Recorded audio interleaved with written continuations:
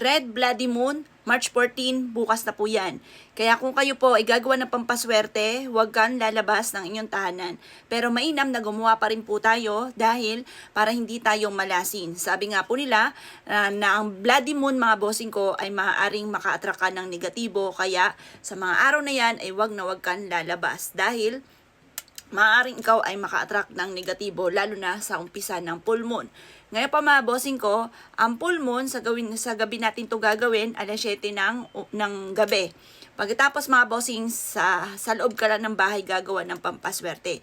Kailangan natin ang perpektong sangkap upang sa ganon hindi tayo malasin. Kasi yung bloody moon daw po ay maaaring maka-attract ka ng negatibo. Kaya kailangan natin ng proteksyon. Bukod sa mga sinusuot po natin ng proteksyon, mainam na gumawa po tayo para tayo ay hindi malasin mga bossing.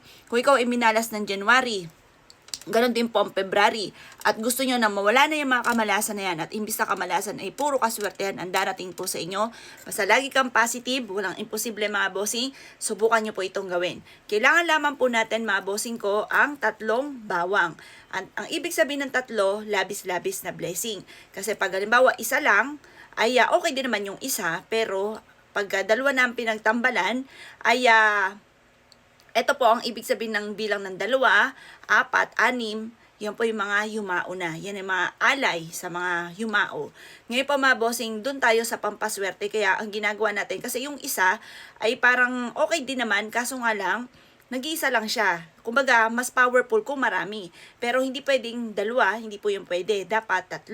Para labis-labis ang blessing. Diba? Pag 2, pares po siya. Diba? May lumabis na isa. Ganon po yan. Labis-labis na blessing.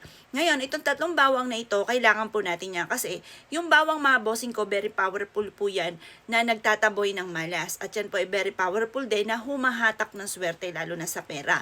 Ang bawang mga bossing ko ay subok na napakaswerte, lalo na sa pera. Kuya, kung ikaw po mga bossing ko, may problema lagi sa pera, ito ang kailangan ninyo. At ngayong bloody moon mga bossing ko, sinasabi nga po nila na maaari kang maka-attract na negatibo. Kaya dapat, kayo pa mga bossing ko ay makagawa na ng ganito. Itong ating bawang mga bossing ko ay makakatulong upang sa ganon, imbis na ikaw ay malasin, ay puro swerte naman ang darating. Marireverse po siya. Kaya kailangan natin gumawa ng pampaswerte ngayong full moon mga bossing ko. Bukas, March 14, or ngayon, March 14 po ngayon mga bossing ko, mamayang gabi. Ngayon, pero huwag kang lalabas ng bahay ninyo ha. Gagawa ka lang ng ganito. Pagtapos, kumuha ka ng dahon ng laurel. Kasi yung dahon ng laurel, yan po mga bossing ko, ay the victory ang binibigay. Pinagkakalob niyan, sobrang swerte. Pagkatapos mga bossing, itong 2 to, yan, ito ay hawakan nyo lang siyang ganyan para mahigop yung negative energy.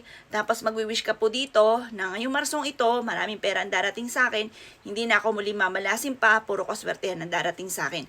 Ganun ang mga pagwi-wish na walang gamit na sana, direct to the point. Sabihin nyo, kakapitan na ako ng swerte at lahat ng malas ay mawawala na. Ganon ang pagwi-wish. Huwag kang gagamit na sana ha, direct to the point kapag kayo ay nagwi-wish. Pagkatapos po nito, pwede siyang ilagay sa ilalim ng unan, pwede siyang ilagay sa wallet, lagay nyo siya sa bag, pwede siyang isabit. Kumuha kayo ng mga ganito, yung ganito. Yan, kumuha kayo ng ganito, pagkatapos isabit nyo siya sa may pintuan po ninyo. Makakatulong po ito upang sa ganon, simula na ito ng swerte po natin ngayong Marsong ito, ay imbis na ikaw ay malasin, ay puro swerte ang darating. Ngayon, lagi nyong pipisilin ganyan ang bawang kasi minsan malambot na siya. Pag malambot na po siya, ibig sabihin, tuyo na po siya, marami na siya nahigop na negative energy. Pero ang bawang, matagal po yung matuyo. Kaya kumbaga sulit na sulit po yan, kapag po siya inatuyo na, marami ng blessing siya na dumating sa inyo.